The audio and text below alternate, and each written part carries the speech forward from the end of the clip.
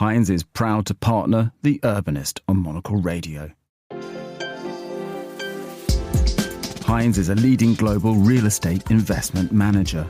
Heinz owns and operates $93 billion of assets across property types and on behalf of a diverse group of institutional and private wealth clients. Heinz' ambition? Well, in the words of its chairman and CEO Jeffrey Heinz, to be the best real estate investor, manager and partner in the world. Find out how Heinz is making that dream a reality. Head to heinz.com now. Heinz, a leader in real estate investing and management since 1957.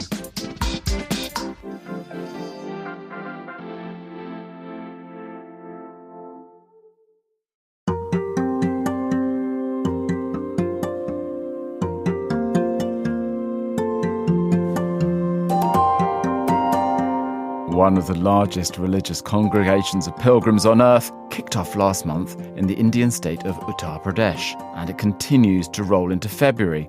But with an estimated attendance of over 400 million people, how does the city, let alone a makeshift one, accommodate such massive visitor numbers? You're listening to Tall Stories, a Monocle production brought to you by the team behind The Urbanist. I'm Andrew Tuck. In this episode, Geetanjali Krishna takes us to a temporary city on the banks of the river Ganges to investigate one enormous example of temporary urbanism.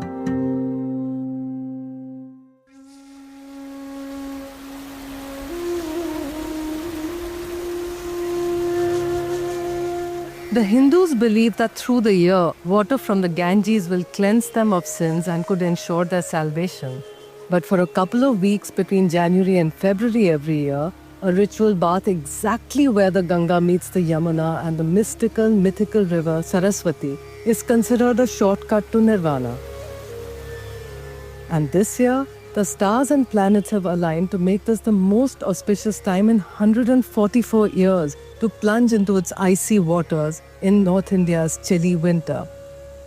This is the Mahakumbh Mela, the largest human gathering in the world, where devotees, tourists and celebrities occupy a tented city on the banks of the Ganges. This temporary pop-up city in Prayagraj in Uttar Pradesh has mushroomed over an area which is the equivalent of 7,500 football fields. It has temporary roads, pontoon bridges, hospitals, tented camps and even its own police force and administration.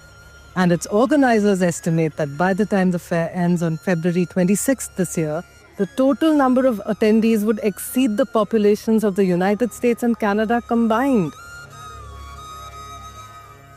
The tradition of the Mahakumbh harks back to the beginning of time.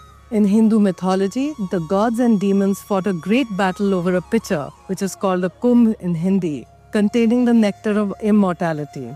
Droplets of this nectar fell in 4 places, including the confluence of rivers at Prayagraj, also known as Sangam. Every 12 years, astrologers believe that astral alignments become specially auspicious, and this is celebrated as the Kumbh Mela. But every 144 years, the alignment is so perfect that the river is believed to be infused with divine nectar. That's why the Mahakumbh is being celebrated this year in January and February. Politicians and billionaires, Bollywood actors and American philanthropists, and of course devotees from across India and the globe have visited the fair to bathe and see Hinduism in its myriad forms on display.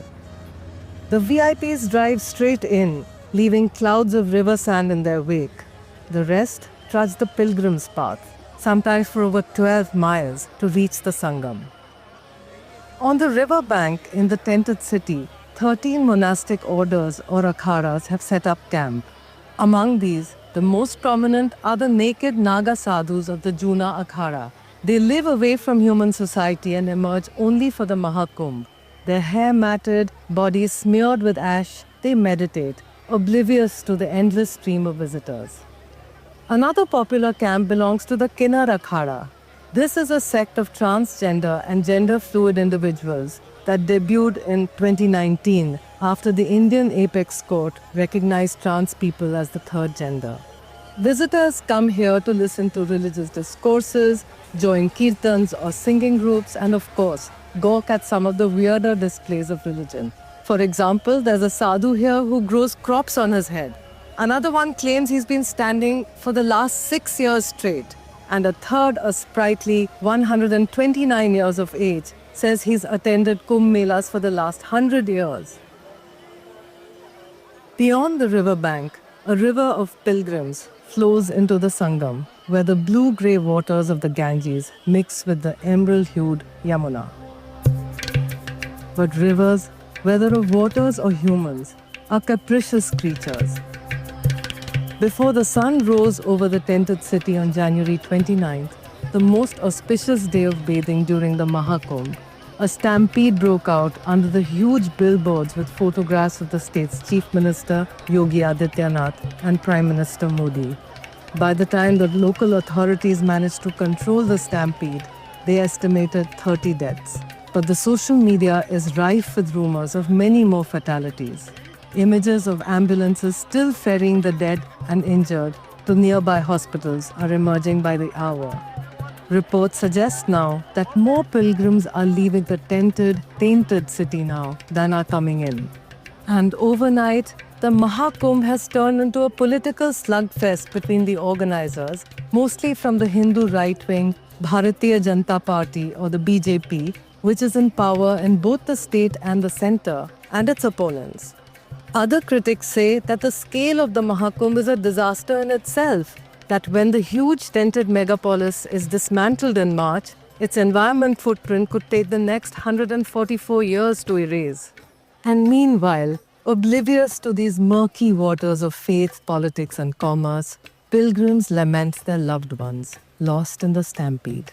Some have gingerly resumed their prayers, but a pall of tragedy hangs over the tented city now. And as for the Ganges, well, it flows and it flows. The water, the waves, the boats and the pilgrims chanting prayers on its banks. It seems as if they've always been around, in an ever-spinning loop, from which the Mahakumbh offers the final nirvana.